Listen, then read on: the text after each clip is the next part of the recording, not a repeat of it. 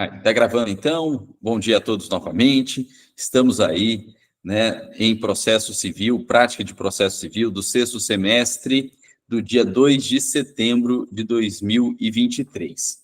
Gente, e nosso objetivo hoje, nossa peça hoje, é fazer uma contra-razões de apelação. E eu propositadamente escolhi uma peça, na verdade, um processo, na verdade, que é do juizado especial, justamente para a gente poder estabelecer as diferenças aí, né, de um recurso de apelação e, consequentemente, das contrarrazões entre a vara comum, né, o juízo comum, e a vara do juizado especial. Gente, e aí, né, de forma bastante rápida, né, a gente apresenta duas diferenças principais, né, do recurso de apelação da vara comum para o recurso do juizado. Bom, primeira coisa, olha só, na vara comum, o recurso contra a sentença chama-se apelação. Apelação. E esse recurso contra a sentença no juizado, apesar dele ter a forma de uma apelação, ele, na verdade, não tem na lei um nome específico para ele, né? E por isso, por não ter nome, ele ficou conhecido como recurso inominado, né? Recurso inominado. Veja, inominado não é o nome do recurso lá no juizado, não é o nome dele, né? Inominado significa que ele não tem nome, né? E por isso, né, que ele acabou ficando conhecido como inominado, mas não é o nome dele, é o significado de não ter nome. Porque a lei do juizado, né, que é a lei 9.099, ela não traz um nome específico para o recurso e por isso ele acabou ficando conhecido como inominado. Essa é a primeira diferença. Na vara comum é apelação, no juizado, apesar de ter a forma de apelação, não se chama apelação. Não tem nome, e por isso ele é conhecido como inominado. Segunda diferença, importante aí. Na vara comum, o recurso ele vai ser encaminhado para o órgão julgador de segundo grau, que se chama tribunal. Tribunal, né? Na vara comum, o órgão que vai julgar o recurso é um tribunal. Claro que aí vai depender da justiça em que está tramitando o processo. Porque na justiça estadual, o órgão de segundo grau é o Tribunal de Justiça.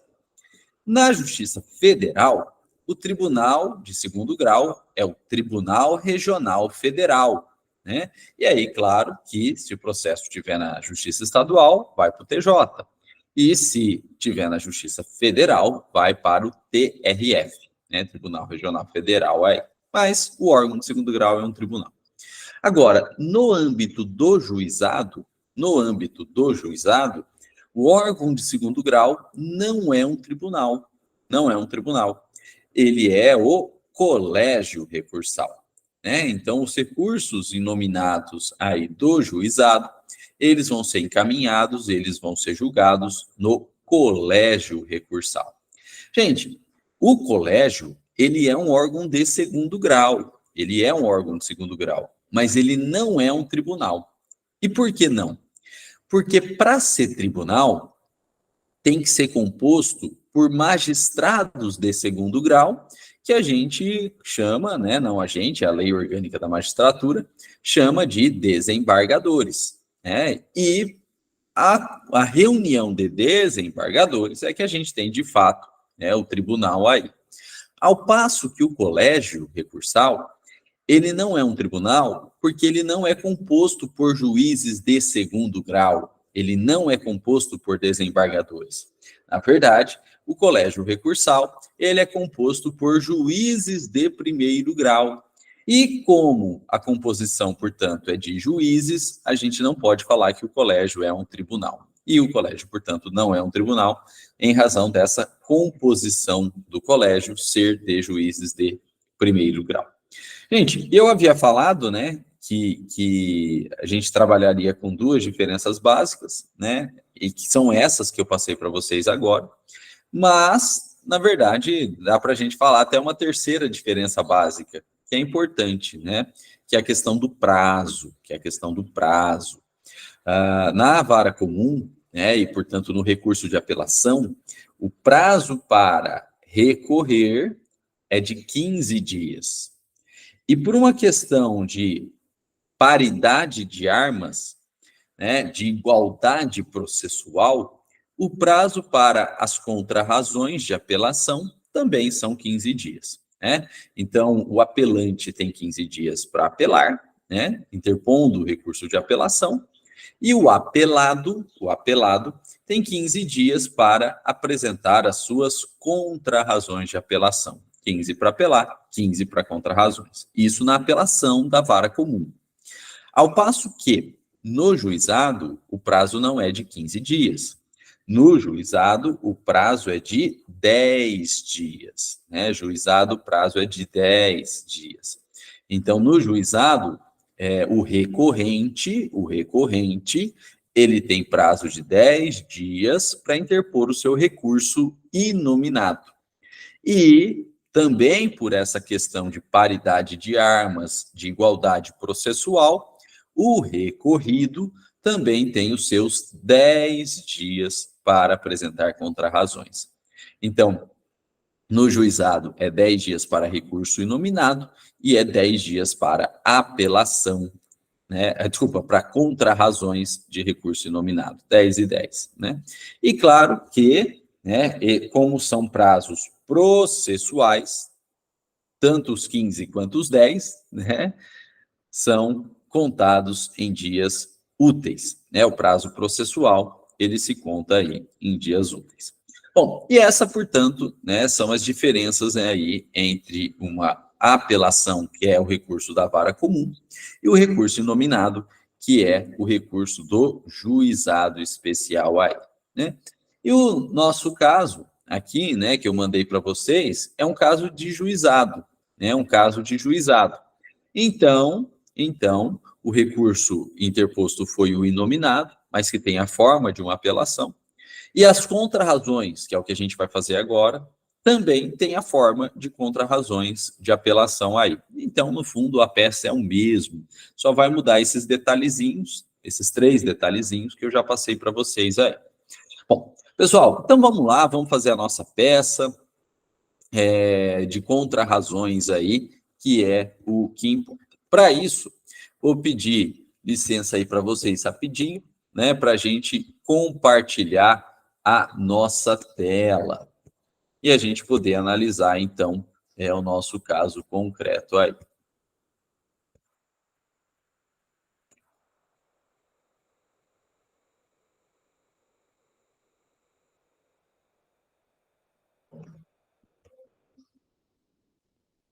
Beleza, gente. Olha só. Esse aqui é o casinho concreto, não dá tempo para a gente ler, por isso que eu mandei para vocês ontem aí com antecedência, para vocês darem uma olhadinha. Eu vou fazer um resumo para a gente poder fazer a nossa peça. Olha só, isso aqui é uma ação que um ex-vereador de Jales, o Luiz Fernando Rosalino, hoje advogado, entrou, né, contra o município de Jales, porque ele, como vereador, entende, e de fato a gente ganhou nesse de que os agentes políticos têm direito a 13º e terço de férias, o que não era pago. Então, ele entrou com essa ação justamente cobrando 13º e terço de férias durante o período que ele foi vereador, né? Durante o período aí que ele exerceu a venerança, né? E essa é a petição inicial aí. Se vocês quiserem dar uma olhadinha, acho que é importante, né? Mas como eu disse, a gente não tem tempo aqui para ler todas as peças aí. Bom, ao final veio então uma sentença, né? Veio uma sentença aqui do Juizado Especial de Jales, né? Proferida pelo Dr. Fernando Antônio de Lima, né? Juiz de direito aí, né? Assim emendada. Vereador, férias, 13º, precedente obrigatório do Supremo, né? E entendeu aí pela procedência da ação, mandando e condenando o município de Jales a pagar férias e 13º para o vereador durante esse período aí, né, de venerança. Né? Vamos pegar aqui o dispositivo da sentença. sentença do Dr. Fernando é bastante completa aí, né? Então, todos os elementos presentes, né? E aqui o dispositivo. Ele julgou procedente o pedido para condenar o requerido, que é o município de Jales, no pagamento do valor do 13º e das férias, com 1/3 a mais do que o subsídio, referente aos períodos de 2013 a 2016, bem como o 13º proporcional aos 3 meses de 2017, em que exerceu o cargo de vereador na cidade de Jales. Então, mandou aí pagar essas verbas que a gente havia pleiteado. Nós ganhamos, portanto, a ação aí. Bom, pessoal, e se condenou o município de Jales? Evidentemente que o município de Jales não ficou feliz. E o que o município de Jales fez? Interpôs recurso. Se fosse na vara comum, né, se não fosse no juizado, o recurso seria o recurso de apelação, né, porque contra a sentença cabe aí recurso de apelação. No entanto, em sendo no juizado, não se fala em apelação, se fala em recurso e ponto, ou seja, um recurso sem nome. E por ser um recurso, portanto, sem nome, ele ficou na prática conhecido como recurso inominado. Então, nós temos aí na tela justamente o recurso inominado do município de Jales. Então, tá lá, município de Jales, qualificado aí, né, nos autos do processo, né, movido pelo vereador Luiz Fernando Rosalino, vem interpor recurso inominado. Eles vêm interpor recurso inominado. Gente, e esse aqui é o recurso inominado do município de Jales, assinado pelo Dr. Pedro Manuel Calado de Moraes, né, que era juiz em Jales, né, depois foi prefeito, né, e essa época que ele já tinha saído do cargo de prefeito, e ele estava como procurador jurídico do município. Ele que fez o recurso, né? Esse aqui é o recurso aí feito pelo município de Jales, né, e assinado pelo Dr. Pedro Calado. Bom, não dá tempo para a gente ler, né? Mas vocês têm esse material, vocês podem ler aí. E qual que é a principal alegação, né, do Dr. Pedro? Qual que é a principal alegação do Dr. Pedro? Ele fala o seguinte: olha, o STF de fato reconheceu a possibilidade de se pagar férias e 13º para vereador. Mas não só para vereador, para todos os agentes políticos, inclusive prefeitos. Aí, né? De fato, o STF reconheceu essa possibilidade. No entanto, o que o STF reconheceu foi a possibilidade, não foi a obrigatoriedade. Não foi a obrigatoriedade. E para que de fato seja pago, né, esse terço de férias e esse 13º, como é uma mera possibilidade, isso depende da criação de uma lei municipal. Precisa de lei municipal determinando aí, né, o pagamento, né, determinando o pagamento desse terço de férias e desse 13º. Porém, como depende de lei, e o município de Jales não tem lei, esse é o ponto, o município de Jales não tem essa lei, determinando o pagamento de terço de férias e 13º, e infelizmente não pode ser pago. Então, o doutor Pedro requereu aí que seja reformada a sentença, né? Reformada a sentença, alterada a sentença, para julgar a lide improcedente, sob o fundamento de não ter previsão legal em âmbito municipal. Não ter previsão legal em âmbito municipal. Então, não pode pagar porque não tem lei, né? E esse foi, então, o argumento aí, né, do Dr. Pedro Calado. Bom, pessoal, nós fomos intimados desse recurso, né, do recurso inominado, nós fomos intimados desse recurso inominado, e agora, então, a gente tem que fazer as nossas contrarrazões. Vamos fazer as nossas contrarrazões nesse caso? Vamos lá? Então, vou abrir aqui uma página nova do Word, né, em branco, para a gente fazer junto as nossas contrarrazões aí. Então, vamos lá. Olha só. Pessoal, as contrarrazões, elas são endereçadas para o mesmo juiz de primeiro grau onde tramitou o processo. Então, como que vai ficar? Excelentíssimo senhor doutor juiz de direito da vara do Juizado Especial da Fazenda Pública de Jales, São Paulo. Então, para o mesmo juiz onde tramitou o processo. Aí a gente vai pular as famosas 10 linhas e a gente vai começar a nossa qualificação aqui. Gente, o município de Jales é o recorrente e, consequentemente, o vereador é o recorrido. Então, como é contra razões, é o recorrido que faz. Então, vai ficar assim, ó. Luiz Fernando Rosalino, já qualificado, por seu advogado infra-assinado, nos autos do processo número, para sim, né? Só pegar o número do processo aí, e a ação de cobrança que move, né? Que move em face do município de Jales, já qualificado, tramitando pelo cartório de ofício judicial respectivo, tem respeitosamente a presença de Vossa Excelência apresentar contrarrazões de recurso. Gente, se fosse na vara comum, seria contrarrazões de apelação. Como é no juizado, será contrarrazões de recurso inominado. De resto é tudo igual. Recurso inominado contra o recurso de folhas para sim, que é o recurso da prefeitura, vírgula.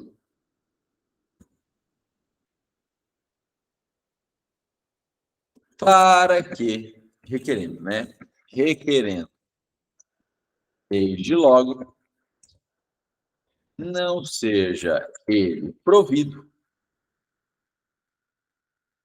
e, assim, mantida a sentença de primeiro grau, consoante os fundamentos a seguir expostos. Pessoal, fizemos aí a nossa qualificaçãozinha, né?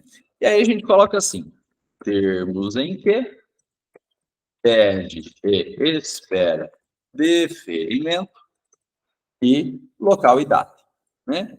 Local e data aí. Local, Jales, a data a gente não tem. E aí a gente coloca, então, a famosa assinatura de advogado, OAB. Isso aqui normalmente é centralizado.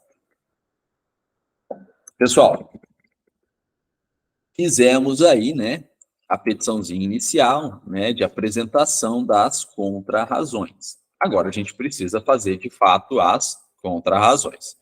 Então, vamos lá, começar uma folha nova aí, né? Normalmente a gente faz uma folha nova, né? Deixa a petição de apresentação numa, né, página, e a gente começa uma folha nova aí. Bom, então vamos colocar lá. Olha só. Processo número tracinho para o Juizado Especial da Comarca de Jales. Aí a gente coloca assim, recorrente, município de Jales, recorrido, Luiz Fernando Rosalim. Beleza. Aí a gente coloca o nome da peça. Contra razões de recurso inominado em favor do recorrido. Luiz Fernando Rosalim. Pessoal, e aí a gente tem que colocar o órgão jurisdicional de segundo grau. Se fosse contra razões de apelação, a gente colocaria aqui Tribunal de Justiça do Estado de São Paulo.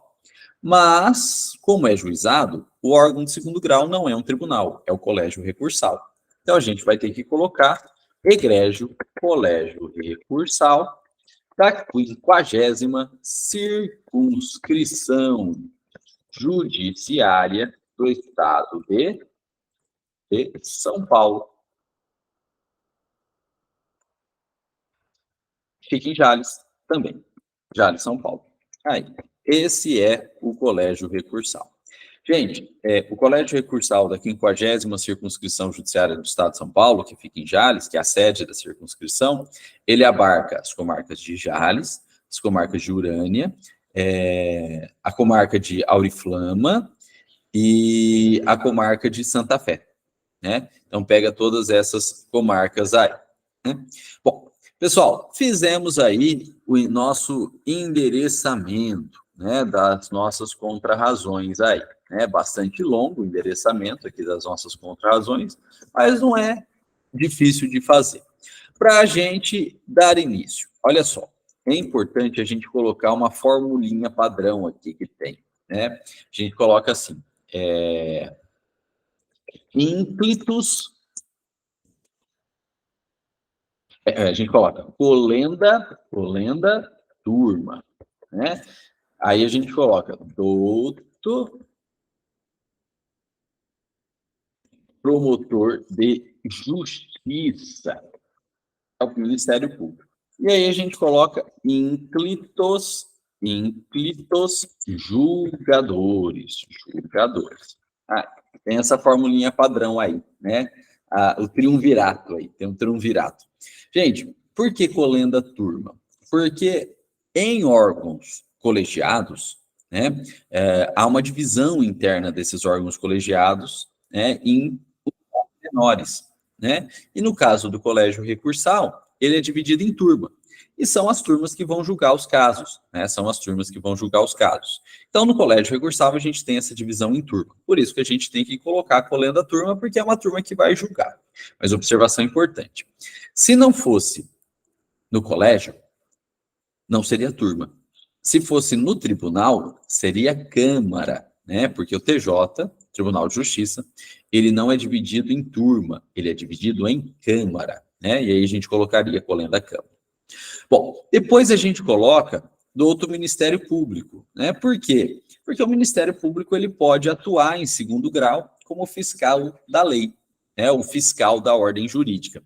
No colégio, isso normalmente não acontece, né? Mas no tribunal, sim, né? No tribunal, sim. O Ministério Público atua no tribunal em segundo grau. No colégio, normalmente não acontece, né? Mas vamos colocar. E, por fim, os ínclitos julgadores. Por quê? Porque cada turma é composto por 5 julgadores. Só que eles não esses 5, eles não participam de todos os julgamentos. Na verdade, os julgamentos são feitos por 3. Então, a gente coloca a turma se referindo aos 5. E aí a gente coloca ínclitos julgadores se referindo aos 3 que de fato vão julgar. E quem são os 3 que de fato vão julgar? São eles: o juiz relator, depois o juiz revisor, né? E para não dar empate, não correr o risco de dar empate, o terceiro juiz, né? Então, são 3, justamente para não dar empate: o revisor, o relator, o revisor e o terceiro juiz. Gente, terminamos aí o triunvirato, né? Terminamos o triunvirato. E aí, a gente abre o tópico 1, né? A gente pode abrir um tópico 1, colocando assim, da ação. Opa, cheguei um tempo. Tópico 1 aí, da ação e da sentença recorrida. Vamos colocar assim, ó. Trata-se de ação movida por vereador do município requerido, ora, recorrente, cobrando deste verbas de natureza trabalhista e salarial correspondente a férias acrescidas de terço de férias e 13º salário, né? 13º salário, que é o famoso adicional natalino, aí, né? Adicional natalino, durante o período em que exerceu a venerança, né? Venerança é justamente o cargo de vereador. Exerceu a venerança. Bom, o município requerido, ora recorrente, foi citado e não apresentou contestação, sendo declarado revel e havendo presunção, né? Presunção de veracidade dos fatos alegados pelo autor, ora recorrido em sua petição inicial.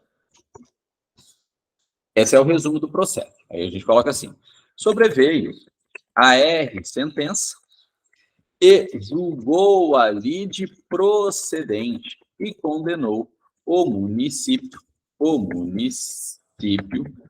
ora requerido, recorrente, ao pagamento das verbas pleiteadas, conforme descrição acima. Não se conformando com a sentença de procedência, o município, ora requerido, recorrente, dela recorreu, interpondo recurso inominado, no qual pleiteou a improcedência da lide, alegando a inexistência de legislação municipal a autorizar o pagamento de tais verbas. É deste recurso que ora se apresenta as contrarrazões. Vamos terminar, né, com a formulinha padrão. É a síntese do necessário. Aí, pessoal, fizemos um resumo da lide, né? Volto a dizer, né? Não dá tempo para a gente ler aqui as peças, né? Mas vocês têm essas peças processuais, então eu recomendo que vocês voltem e leiam aí. Nós fizemos só um resumo aqui para a gente poder fazer a nossa peça. Aí. Bom, pessoal, item 2. O que a gente vai colocar no item 2 aqui? Olha só. Né, vamos escrever aqui, ó, das contrarrazões mesmo, né?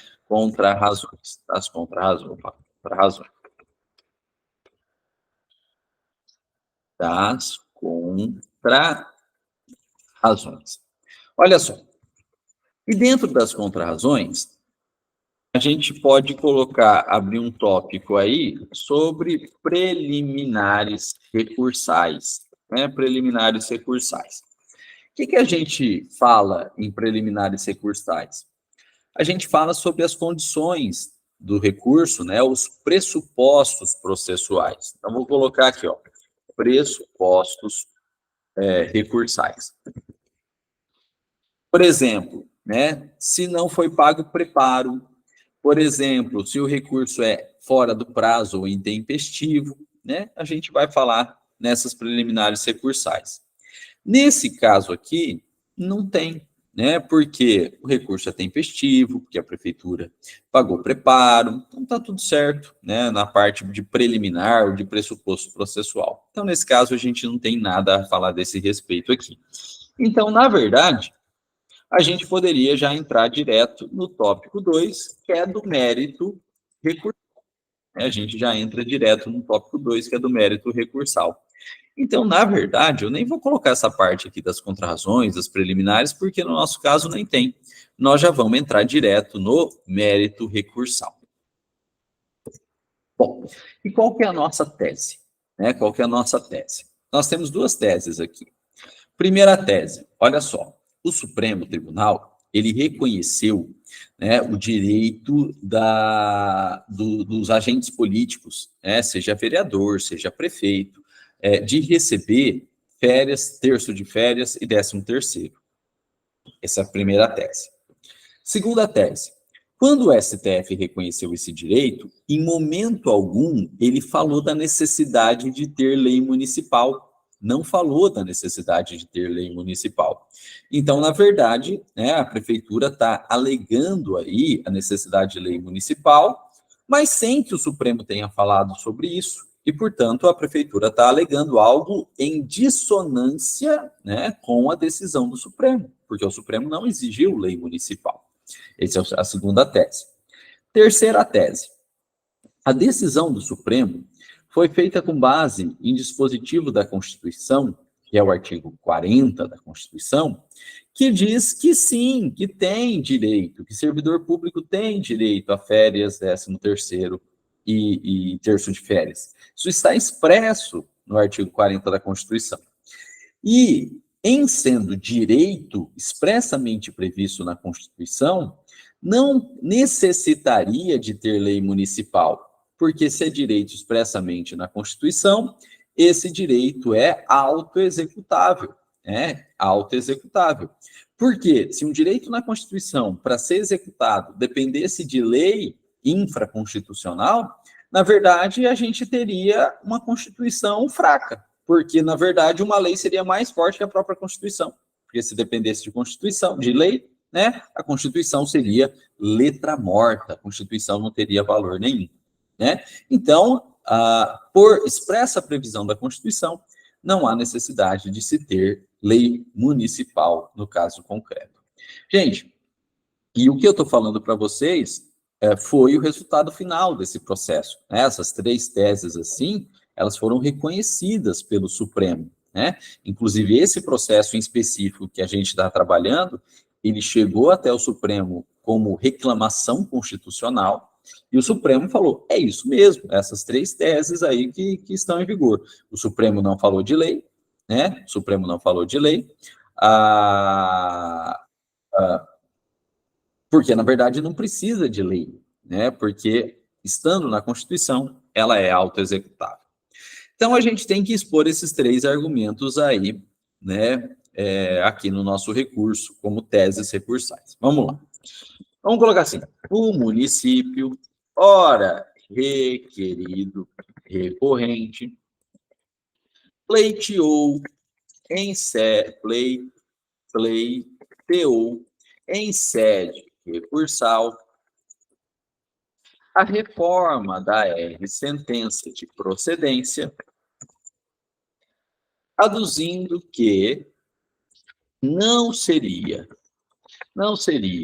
devido às verbas pleiteadas,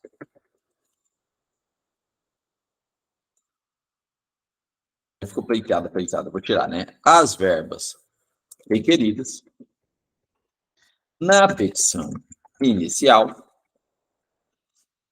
férias, terço de férias e 13º,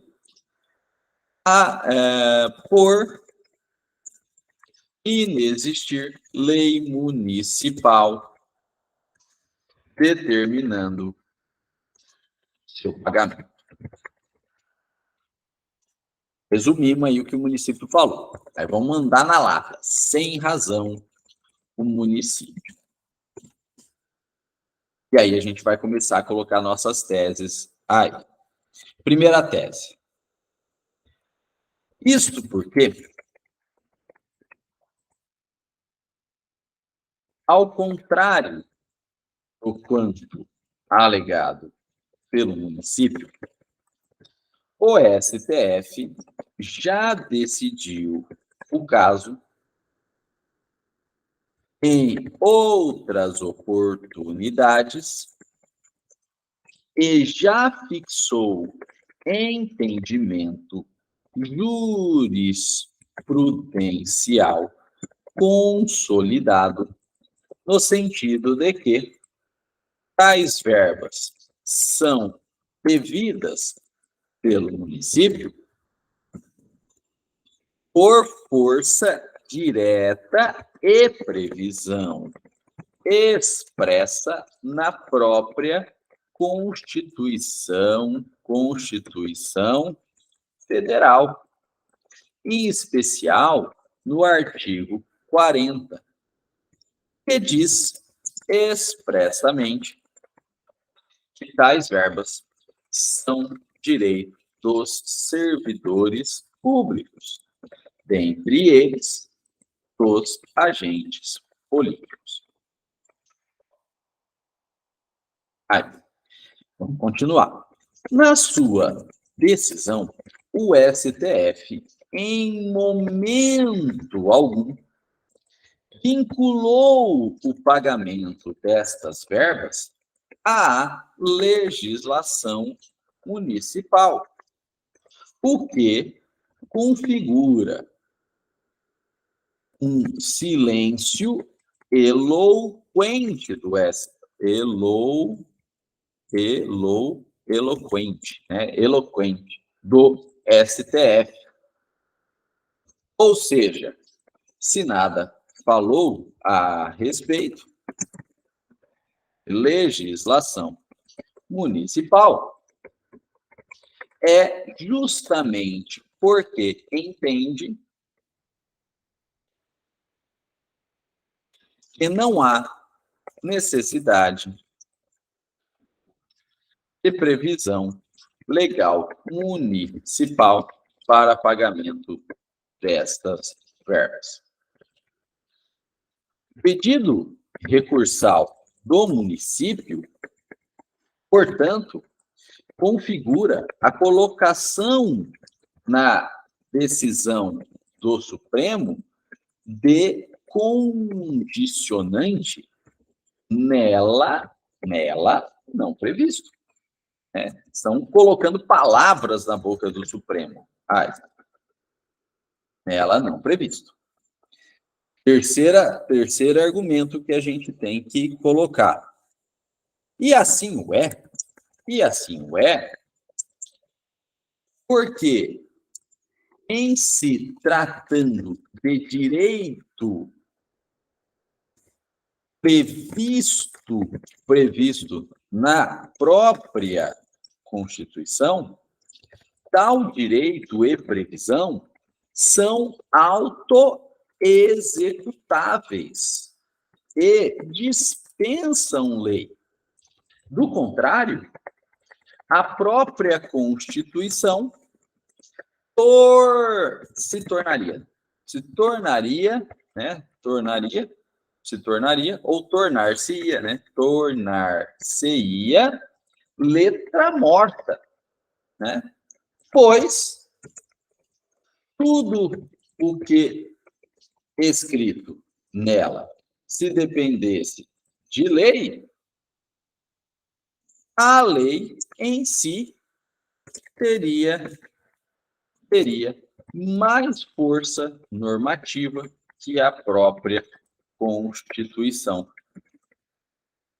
sendo certo e inequívoco que é justamente o contrário. Ou seja, é a Constituição que vale mais, não a lei. Então, se está na Constituição e depender sempre de lei, na prática a lei valeria mais que a Constituição. E a gente sabe que é o contrário. Vamos finalizar. as normas constitucionais que prevêem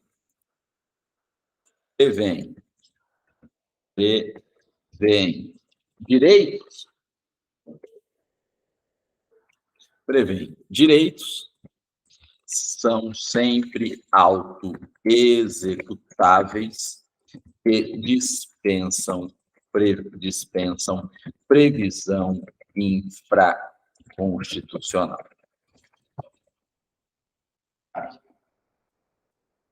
Gente, expusemos, né, as três teses.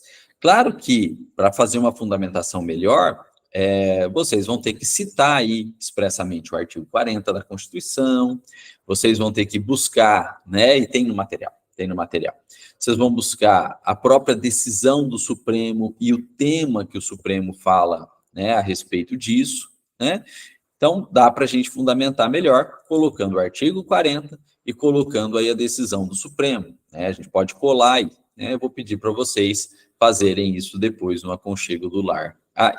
Mas as teses defensivas, né, as teses recursais defensivas, estão aí expostas, né, de forma resumida, estão aí expostas.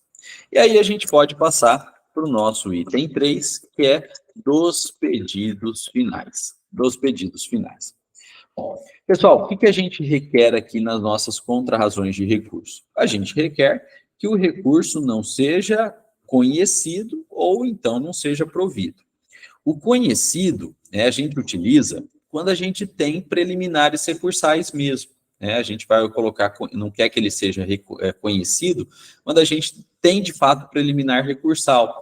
Por exemplo, intempestividade, por exemplo, falta de preparo, aí a gente coloca que a gente quer que o recurso não seja conhecido. No nosso caso aqui, a gente não tem, nenhuma preliminar recursal. Então, nem faz tanto sentido colocar aí que não quer que ele seja conhecido.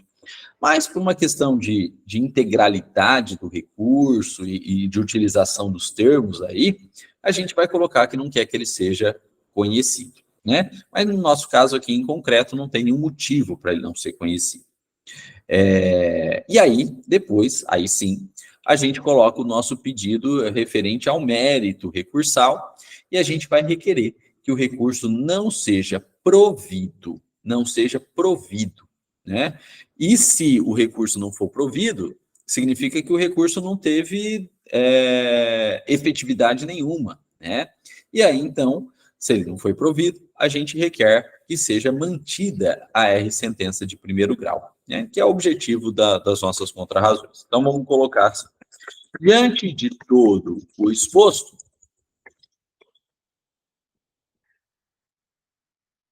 é a presente contrarrazão de recurso inominado para requerer a vossas, agora no plural, hein, gente? Vossas excelências. Por que no plural? Porque o recurso ele é julgado sempre por uma turma, no caso do colégio, ou uma câmara, no caso do Tribunal de Justiça, e, portanto, é sempre um julgamento colegiado. Então, são vários juízes que vão julgar. Daí, vossas excelências no plural. Então, diante de todo exposto, é a presente contrarrazões de recurso inominado para requerer a vossas excelências que não seja o recurso interposto conhecido, tendo em vista não ter adimplido os seus requisitos de admissibilidade, que são admissibilidade, que são os pressupostos recursais. E nesse caso não tem nenhum, só estou colocando para ficar de fato completinho o pedido aí, mas no nosso caso não tem, né? Que são os pressupostos recursais. E, caso eventualmente superados, né, se realmente conhecidos os pressupostos, se eventualmente superados, né, quer dizer, conheceu, que no mérito recursal, seja ele vou até colocar em maiúsculo, improvido. Esse é o grande pedido, né? Que ele seja improvido para manter a sentença de primeiro grau em seus integrais termos. A gente quer que ele seja improvido para manter a sentença de primeiro grau em seus integrais termos. Gente, e que mais? Olha só, mesmo em juizado, em segundo grau, tem condenação à sucumbência, né?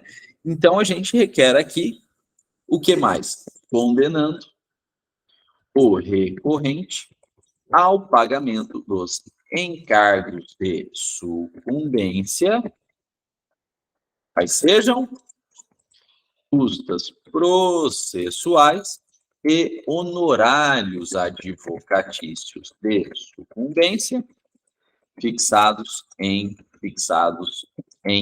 20% do valor da condenação, ex-vi, né, por força, né, do artigo 55 da Lei 9.099 de 95, né, que é a lei do juizado, né, porque esse processo aqui é do juizado, combinado com o artigo, né, com o artigo 85 e seguintes do CPC de 2015. Aí, esse é nosso pedido final. Esse é o pedido final. Diante do exposto, apresente contra-razões de recurso nominado para requerer das vossas excelências que não seja conhecido, a gente está pedindo à toa, mas está pedindo, né, só para vocês terem essa noção. E, caso eventualmente esperado, no mérito recursal, que é o que de fato importa para a gente, que ele não seja provido, né? E, se ele não for provido, para manutenção, então, da sentença de primeiro grau, condenando ainda, né, o recorrente, o recorrente, né? Não é a recorrente, é o recorrente, que é o município de Jales, né? O recorrente ao pagamento dos encargos de sucumbência, qual seja custos processuais e honorários. Bom, pessoal, em contra-razões, normalmente não se coloca aquela formulinha, termos em que pede espera deferimento. Tem gente que põe, mas a maioria não põe. Termos em que, né, pede e espera deferimento, a maioria não põe. Então, eu vou colocar aqui taxado, né? Coloca quem quiser, mas normalmente não se coloca aí. Aí o que a gente coloca? O local, a data que a gente não tem, e aí sim, né, o resultado, o item final, né, que sempre tem que ter aí, o item final, a assinatura de advogado, OAB, traço. Isso aqui tudo, né, isso aqui tudo é centralizado. Isso tudo é centralizado. Gente, e com isso, a gente terminou a nossa petição aí de contra-razões. Né? Essa aqui é a petição de contra-razões aí. Então, vamos revisar, vamos repassar os itens mais importantes das nossas contra-razões. Olha só, a petição de contra-razões, ela é endereçada para o próprio juiz da causa.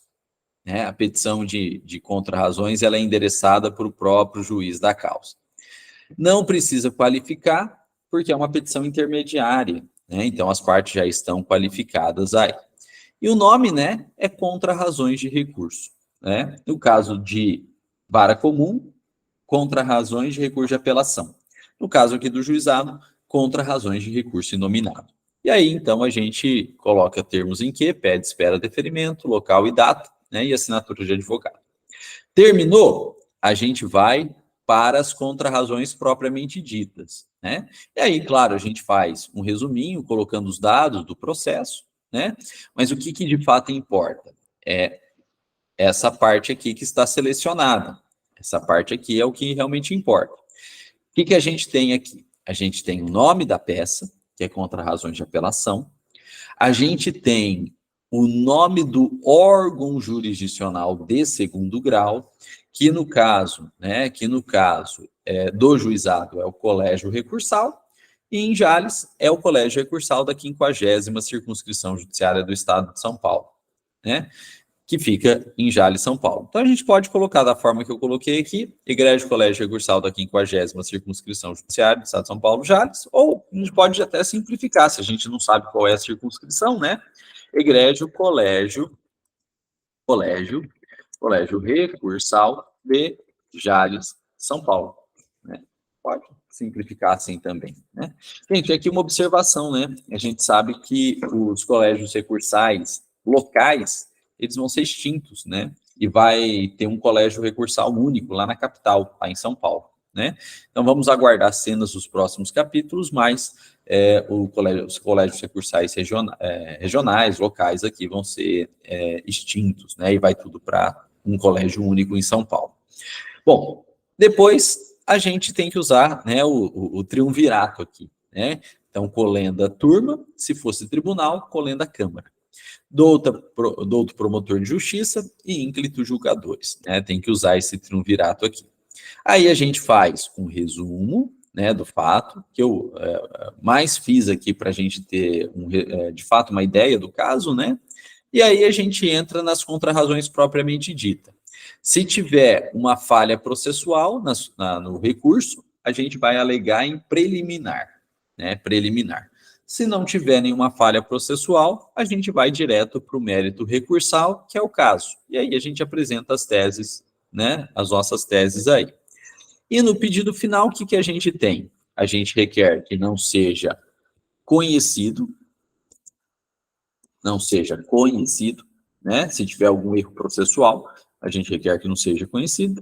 E no mérito, que é o caso, que é o mais importante, a gente requer que ele não seja provido, ou seja, improvido, né? Não provido ou improvido, é a mesma coisa, né? E, ao final, a gente requer aí, né, a condenação aos encargos de sucumbência. A gente requer a condenação do recorrente aos encargos de sucumbência. Nas contrarrazões, normalmente não tem termos em que pede espera deferimento, e aí a gente coloca local e data e assinatura do advogado. Esses são os elementos processuais, esses são os elementos formais de uma contrarrazão de recurso. Gente, veja que as contrarrazões, na verdade, é o espelho, né, de uma razão de apelação ou de recurso inominado. Por quê?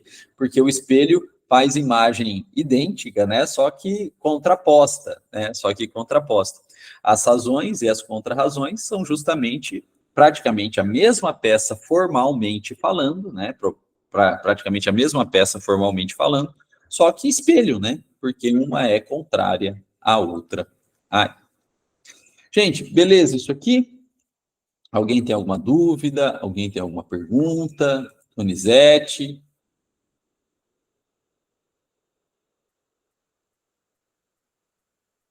Tranquilo?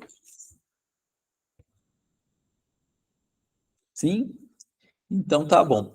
Então, Donizete, se você puder depois me dar um toquinho no WhatsApp, eu vou passar o meu número aqui, eu já te mando essa peça, né? Mando também para os demais alunos da turma, e também vou pegar esse vídeo aqui que a gente gravou, vou postar no YouTube e eu mando tudo junto para vocês aí, né?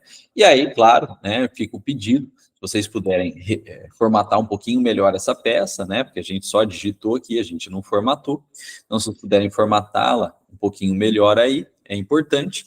E também, se vocês puderem fundamentar um pouco melhor, né, citando aí o artigo 40 da Constituição, né, se vocês puderem também citar essa decisão do Supremo que a gente fez referência, e basta vocês pegarem o material, né, que eu mandei o processo com as peças mais importantes aí para vocês, vocês vão achar essa decisão do Supremo, vocês vão achar o tema do Supremo, então colar aqui também, né, a decisão, o tema do Supremo, para ficar mais bem fundamentado, mais completo. E aí, fiquem à vontade para entregar, né, a instituição à professora Letícia, né? Então é isso aí, obrigado pela presença e paciência. Vou interromper aqui a gravação, né, mas a gente continua aqui batendo papo à disposição de vocês.